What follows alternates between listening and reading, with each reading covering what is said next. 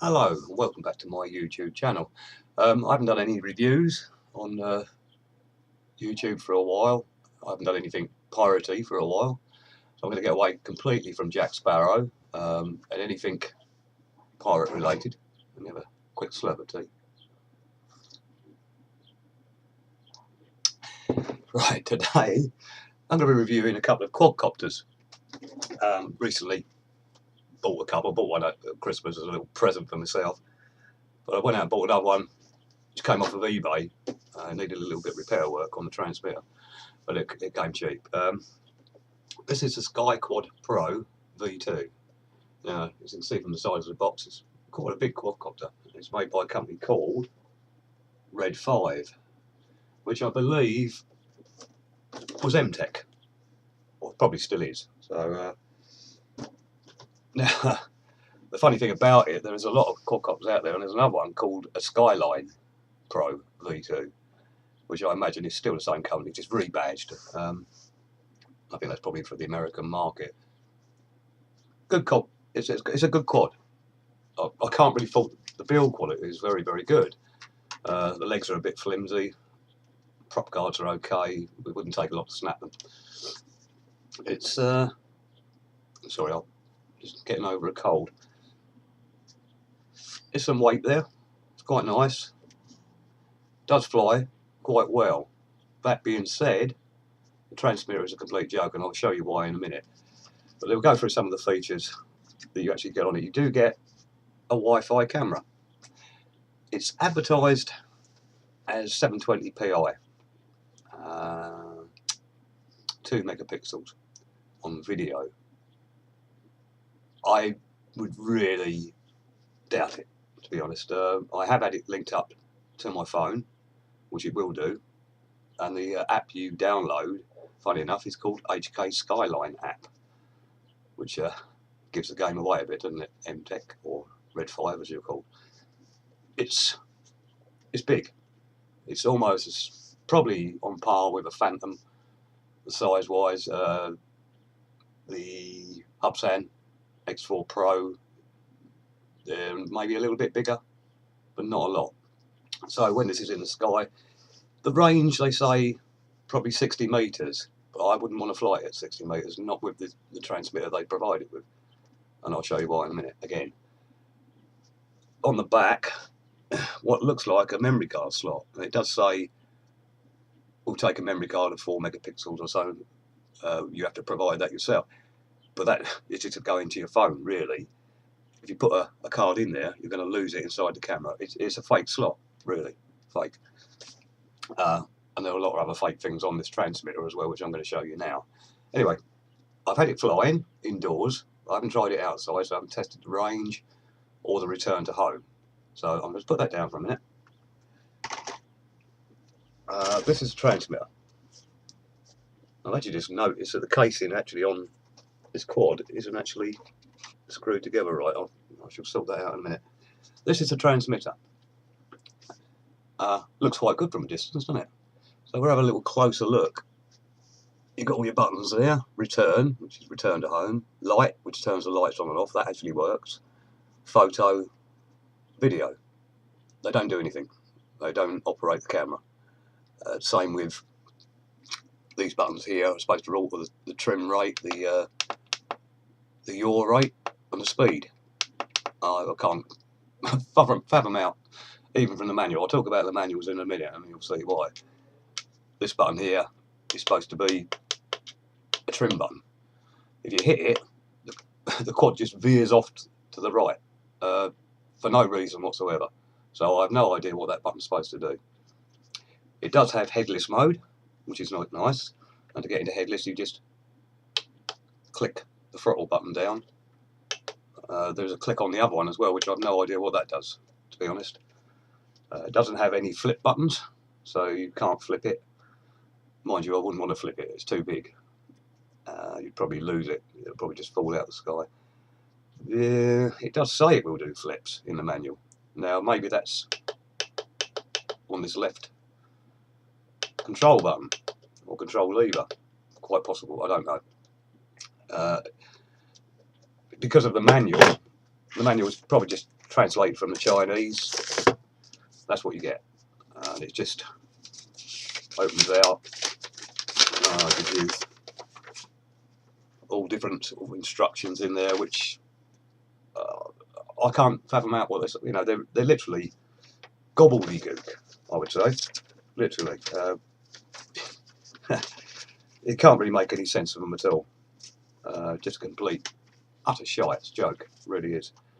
For the money you actually pay for these things, you know, they could have done a lot better. So, you know, with the transmitter, drop that on the floor. You know, the fake trim buttons. Why have fake trim buttons on the transmitter when you could have put real ones on there? You could have trimmed it then. You can't trim it. In flight, you've always got to be holding the stick to one side or farting around with it, really, to try and get it to fly on a hover. So that is my major gripe with it. And for the price that you pay for these, for new, they're £99. And you think to yourself, well, Revel, for the same price with their top range quadcopter, which is the same price, it comes with VR goggles, it comes with altitude hold, one key takeoff and landing. It's just a joke. It really is. I mean, all right, I guess at the end of the day, they're just toys. Men toys, if you like. Just don't understand the logic to it, though. It will hold your phone. And phone just goes on this little bracket, it's a little spring loaded. Unfortunately, my little old Sony here, which I'm using as a first person view screen, power button's in the way, so you have to move it over to one side. I could show you the camera working, but I'd have to power it up. I might do that in a minute. I might actually power it up and show you the camera working, which it does, but the quality is not particularly good.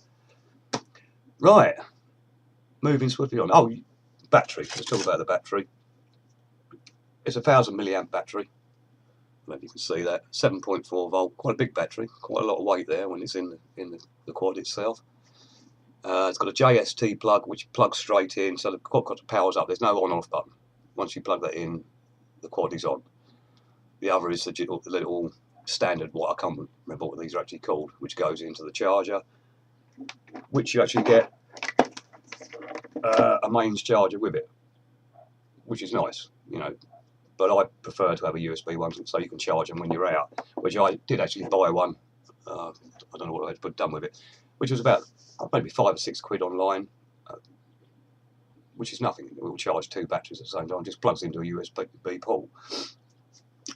Flight time on this particular battery, I've tried flying it, and I think I'm probably getting about 6 or 7 minutes out of it, just generally in this room, just flying on a hover, trying to get it into a hover, which is not very good, but it's about standard with all these cheap bottom of the range quadcopters. It does provide you with 4 spare blades, which is nice. So if you do crash it, which you're going to, believe me, you're going to crash it, because of the way it flies and the way the transmitter is, you're going to crash it. That is my gripe with it.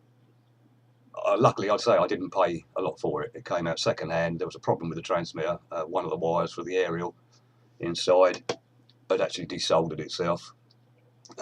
Dry solder joint, basically. So that took 5 minutes to sort out. But I did notice it, yeah, it has been flown. And one of these casings is not actually together properly. You can see there's a little bit of a gap there. So it's obviously been come down and crashed at some point. Moving on. Now, this is a total different ball game, but it does have its disadvantages as well. This is the SkyQuad Plus V2, which basically is its little baby brother. Again, it's made by Rev 5, which was MTech, as we said before. Comes with all sorts of different features, flips, rolls. Yeah, HD camera, joke. But this is a little fella here, and to be honest, it reminds me of a Cyma. It may be a little bit smaller. It might even be the same. It's quite fat, you know, quite a fat little copter. But you can see it. The lights are nice and bright. I'll show you them in a minute. This is the HD camera. Just plugs straight into the body. It's got a memory card slot on the back there, and they do provide you with. I'm done with it.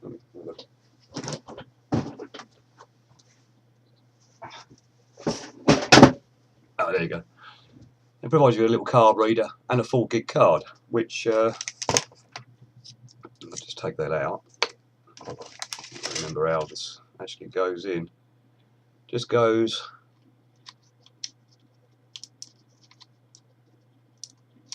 straight into the back of the camera, and it just clicks in.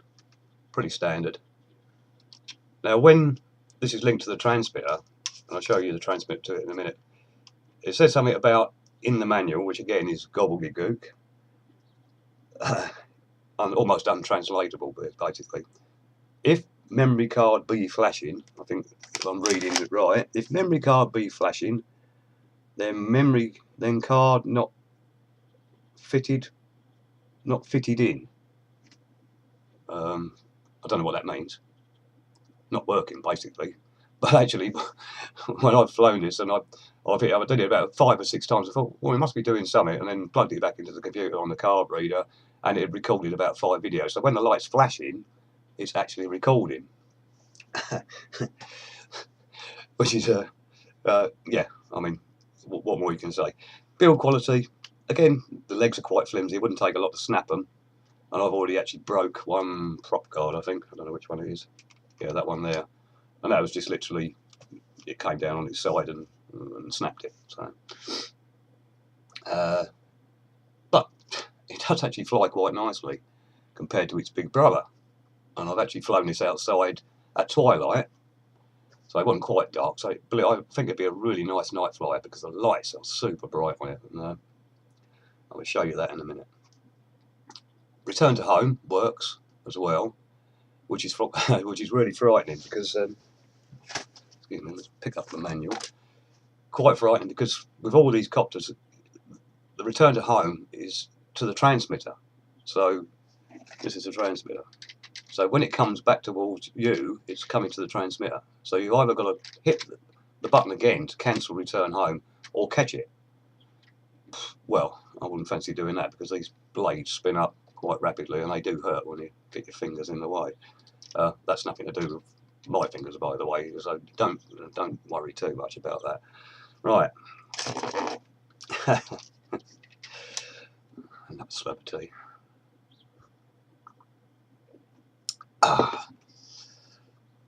My pirate cup. I resemble that remark. Right, this is a controller. And it's a nice little controller. It's actually like a PS4 controller. It's a bit, as you can hear, it's a bit flimsy, a bit rattly. Could have done better. Really could have done again. But it's nice. All the buttons seem to work. You can trim it. All the trim buttons work. Photo button works. What else has it got? Oh, different rates. You can power it up. There's 4 speeds on it as well. I've tried 2. I wouldn't want to try 3 and 4 unless I'm outside with it. Let's power it up. It does have a little on and off button, as you can see. There we go. So, transmitter is now on.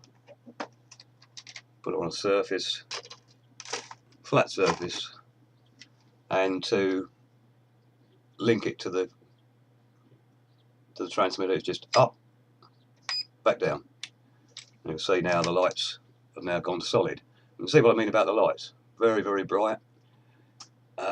They flash different colours. I'm just going to show you something. I don't like doing this inside, but yeah. So now there's a controller. So all these little buttons do different things. We can control the speed 1. Yeah. Camera button works. Headless mode. Both of these quads have headless mode.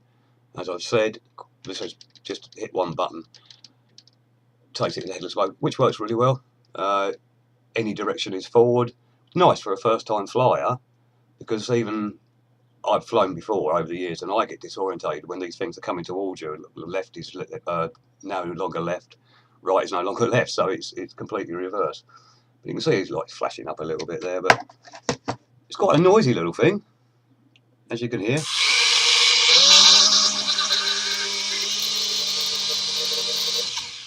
That's actually trying to take that out of my hand, so let me turn this off. Transmitter off. Right, comes with 4 spare blades again. It's nice for crash situations. Charger. Now all you really get is a USB lead, and the reason being, you can actually charge the battery in situ. The battery is actually linked up inside it, and you can plug that into your USB port. And see that little, there's your little micro USB. I'd prefer to charge it outside because we all know what lipos are like and how unstable they can be, and you wouldn't want your little quadcopter going up in flames, especially not inside when you're charging it. So always remember to charge them and keep watching them. That's all I can say about lipos. I used to charge them in a little tin with sand in because I've had batteries go up before when they first came out. I know they've improved them. They've improved on the lipos and they're a bit more stable than they used to be, but I've had batteries go up in flames, and you wouldn't be charging it in your car unless I'd still carry around a little tin with sand in it, which is a good idea, good practice to get into. But it comes with everything, little screwdrivers and all the screws to hold bits and pieces on. Nice little quad. But my personal opinion, again, when they bought this out, why couldn't they have proved on the Pro? You know, if they'd spent another maybe 30 or 40 pound on this, they could have added altitude hold. Same with this. Another 20 quid, 30 quid altitude hold. Maybe sell it at the same price, £99. Altitude hold, 1 key takeoff, 1 key landing. Makes it a whole lot easier for a beginner to fly these things. I like them, you know. I mean, I do like them. I'm not really slagging off the company, but I think they could have done better. They really could have done better with them. And there are other quadcopters out on the market now for around about the same price that are fantastic. You know, some of them even got GPS. For another 50 or 60 pound, you buy one with GPS. There's an OESEMA. I think it's called the CG035, which is a little bit smaller, maybe a little bit bigger than this one, but it's got GPS. It's got GPS on the transmitter, GPS on the quad, and a really lovely thing to fly. 25 to 30 minutes flying time. Both of these, you're lucky if you get 7 or 8 minutes out of it. Although I have had this one on a constant hover for almost 9 minutes before the battery went down. If you're flying it aggressively, you might only get 5 minutes. I actually bought 4 new batteries for this, and they came from China with a charger, which will charge 4 batteries at the same time, and the whole lot was less than £16. And I think they're 1100 milliamp. No, oh no, 800 milliamp batteries, 4 of them. So that gives you quite a bit of flying time, and you can be charging up batteries while you're flying it. So I do like this. But that being said, it is really a bit of a joke on the manuals and the descriptions of the way they fly, and it's very misleading, and they could have done better. But anyway, that's all my gripe. I would show you the Wi-Fi working on the other one, but I'm running out of time at the moment. I'll show you that on another video. It does work, but I say the video quality is, how do I say it? Shite? Yeah, utter shite. Right, okay. Anyway, thank you for watching. Excuse my profanity. Hope you've enjoyed it. Please leave any comments on my channel, and have a wonderful day.